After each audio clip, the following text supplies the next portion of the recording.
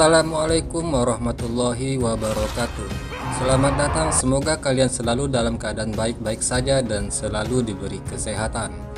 Kali ini saya akan mencoba merangkum film yang berjudul Wrath of the Titan, yang merupakan lanjutan dari film Clash of the Titan, di mana diceritakan setelah Perseus berhasil membunuh Kraken, dia hidup dan menikah bersama Io sebagai keluarga yang bahagia. Hingga takdir pun menentukan Io dan Io pun meninggal. Dari pernikahannya bersama Io, Perseus memiliki seorang putra yang bernama Helios. Mereka hidup sebagai nelayan untuk memenuhi kebutuhan hidup mereka. Helios merupakan anak yang memiliki kemauan keras, di mana dia punya keinginan kalau suatu saat dia akan menjadi dewa yang baik. Di malam hari, saat Helios sudah tertidur, Zeus mengunjungi Perseus dan cucunya Helios. Dia mengatakan bahwa manusia sudah tidak lagi berdoa kepada para dewa. Dan sebagai akibatnya, para dewa pun kekuatannya jadi berkurang. Mereka semakin melemah sehingga mereka tidak bisa mempertahankan dinding Tartarus yang semakin runtuh. Hal itu akan membuat iblis Kronos keluar dan menghancurkan dunia. Zeus meminta bantuan kepada Perseus untuk membantunya bersama-sama membangun dinding Tartarus kembali. Namun Perseus menolaknya karena dia tidak bisa meninggalkan anaknya Helios, di mana sebelum Io meninggal, dia berjanji untuk menjaga Helios. Zeus kemudian bertemu Poseidon dan Ares. Ares adalah anak Zeus, yang artinya dia saudaranya Perseus. Mereka bertiga menuju tempat Hades untuk meminta bantuannya membangun kembali tembok Tartarus. Sesampainya di tempat Hades, Zeus menawarkan untuk bekerja sama membangun kembali tembok Tartarus. Hades yang masih menyimpan dendam kepada Zeus lalu menyerang mereka. Serangan tersebut mengenai Poseidon yang seketika membuat Poseidon jatuh terluka. Di saat yang sama, Ares yang berkhianat kepada Zeus, dia bekerja sama dengan Hades dan tiba-tiba menyerang Zeus. Serangan tersebut membuat Zeus pingsan, lalu dia pun mengambil tombak petir Zeus. Di suatu pagi, desa tempat tinggal Perseus dikagetkan dengan serangan Chimera. Chimera adalah singa bersayap berkepala dua, di mana dari kepalanya bisa menyemburkan api yang menghancurkan desa. Perseus yang menyadari hal tersebut segera mengambil baju perangnya, kemudian dia berlari mencari putranya Helios. Di saat Helios akan diserang oleh Chimera, Perseus pun datang dan menyelamatkannya. Dan pada akhirnya setelah melalui pertempuran seorang diri, Perseus berhasil mengalahkan monster Chimera tersebut dengan membakarnya. Karena kejadian ini, Perseus dan putranya pun pergi ke kuil para dewa untuk bertanya kepada Zeus. Setelah lama menunggu, Zeus pun tidak kunjung datang. Kemudian muncullah Poseidon dalam keadaan terluka. Ia memberitahu bahwa Ares dan Hades telah bergabung dengan Kronos untuk melawan manusia. Dan para dewa yang lainnya juga telah menghilang, sedangkan Zeus dipenjara di bawah tanah. Kemudian Poseidon memerintahkan Perseus mencari anaknya bernama Agenor, yang sekarang berada di tempat Ratu Andromeda. Poseidon menitipkan trisulanya kepada Perseus untuk diberikan kepada Agenor. Dan kemudian Poseidon pun meninggal.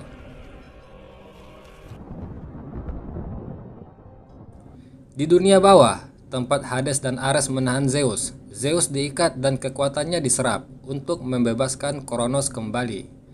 Di lain tempat, Perseus pergi menuju kerajaan Argos menemui Agenor dengan mengendarai Pegasus. Sesampainya Perseus di kerajaan Argos, dia disambut Ratu Andromeda dan pasukannya. Perseus cukup disegani di sana. Dia dianggap sebagai pahlawan karena telah membunuh Kraken. Perseus pun mengutarakan niat kedatangannya untuk bertemu dengan Agenor. Kemudian mereka pun menuju penjara di mana tempat Agenor ditahan. Dia ditahan karena menipu dan mencuri. Lalu Perseus mengatakan kalau dia adalah putra Poseidon, manusia setengah dewa yang sama seperti dirinya. Perseus juga memberitahu kepada Agenor bahwa ayahnya Poseidon sudah meninggal, dan meminta Agenor membawanya menuju ke Fallen One. Mereka pun berangkat menuju Fallen One.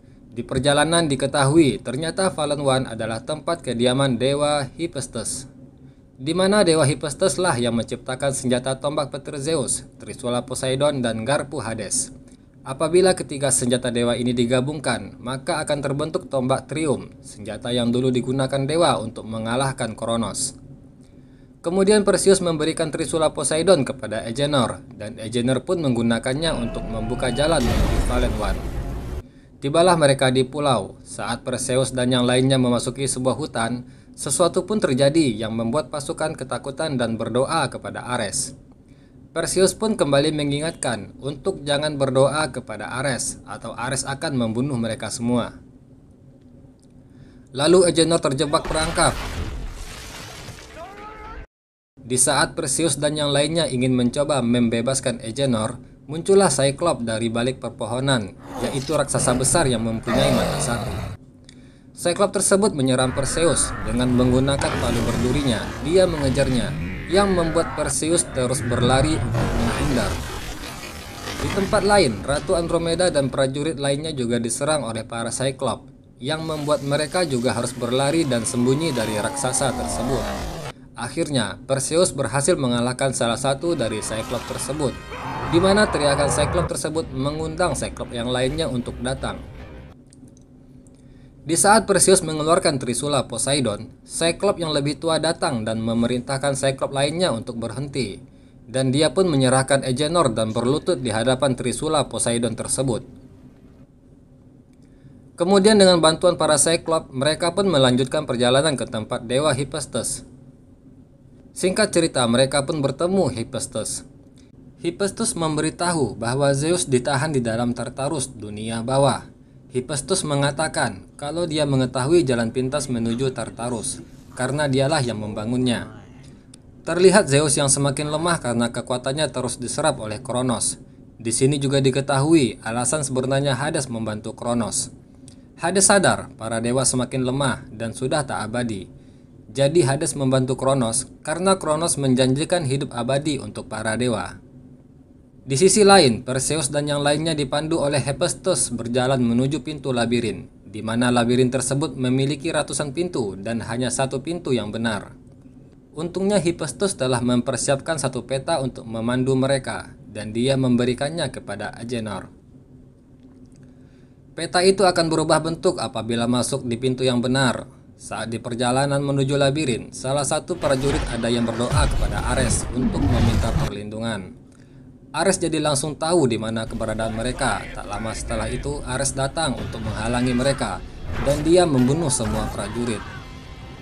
Perseus yang hanya manusia setengah dewa tidak kuat untuk melawan Ares. Kemudian dengan kekuatan terakhirnya, Hephaestus menyuruh Perseus untuk masuk ke labirin. Sedangkan dia bertahan selama mungkin melawan Ares. Perseus pun berhasil masuk ke dalam labirin. Sesampainya di labirin, mereka cukup bingung dengan jalan yang harus dilewati, walaupun sudah ada peta pemberian Hephaestus. Terlihat Andromeda terjebak di bebatuan pintu labirin. Mereka menjadi panik dan akhirnya mereka pun terpisah. Perseus yang berhalusinasi bertemu anaknya. Dia diserang oleh Minotaur, monster setengah manusia setengah hewan yang memiliki tanduk. Namun pada akhirnya, setelah melalui pertarungan yang melelahkan, akhirnya Perseus mampu mengalahkan monster tersebut.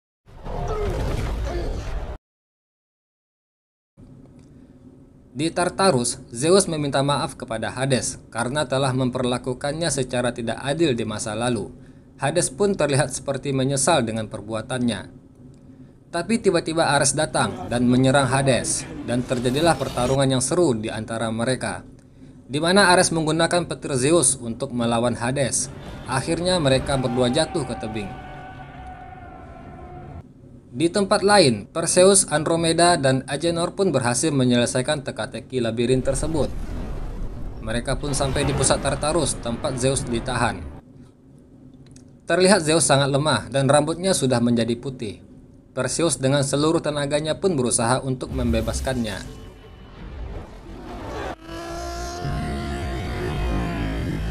Tapi di sini Kronos sudah mulai bangkit dan kehancuran sudah melanda dunia bawah. Akhirnya dengan sisa kekuatan terakhir, Hades menahan Ares dan memberikan mereka sedikit ruang untuk kabur dari ruang dunia bawah tersebut. Di tengah pertarungan, Ares berhasil mengambil garpu Hades dan melemparkannya tepat ke punggung Zeus sebelum mereka pergi.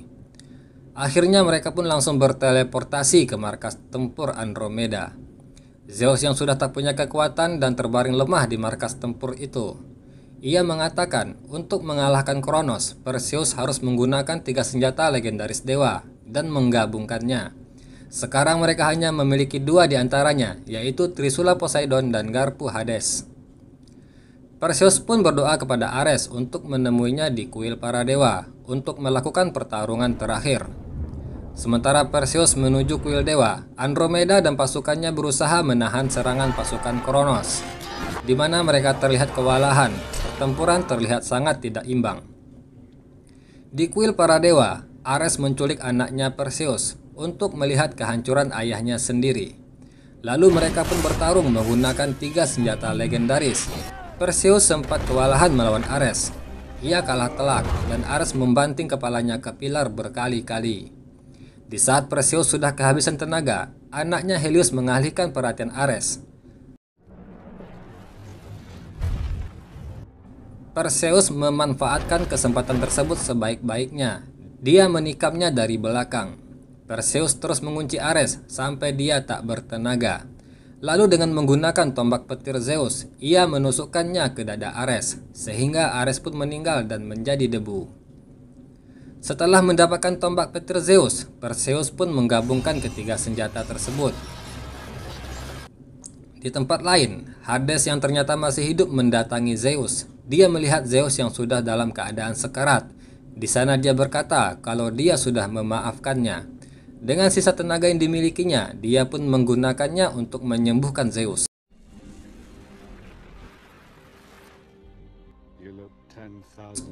Setelah Zeus pulih, mereka pun membantu Ratu Andromeda dan prajuritnya yang sedang melawan pasukan Kronos. Tapi Kronos terlalu kuat. Dengan serangannya yang seperti lahar gunung api, dia menghancurkan seluruh kota. Di saat itulah muncul Perseus menunggangi Pegasus. Dia memegang tombak Trium, hasil penggabungan 3 senjata terkuat dewa.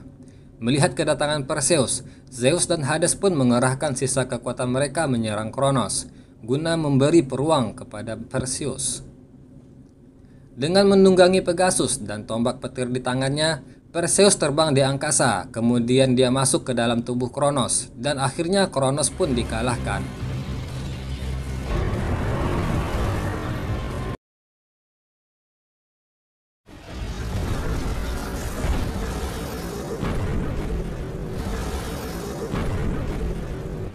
Terlihat para prajurit Argos sangat gembira melihat kehancuran Kronos.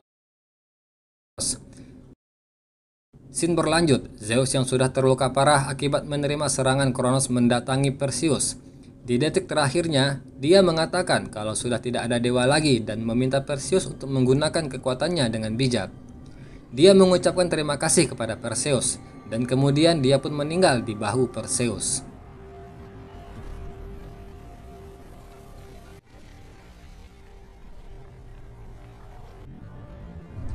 Lalu semuanya kelihatan tenang, sudah tidak ada lagi huru-hara pertempuran. Ratu Andromeda terlihat sedang berbicara dengan Helios, dan terlihat Perseus menyukainya. Di akhir cerita, terlihat Perseus mencium Ratu Andromeda, dan Perseus mengajari anaknya menggunakan pedang. Film pun selesai. Demikianlah rangkuman film Wrath of the Titan, dan semoga bisa menghibur. Akhir kata saya ucapkan terima kasih. Sampai jumpa di video selanjutnya. Assalamualaikum warahmatullahi wabarakatuh.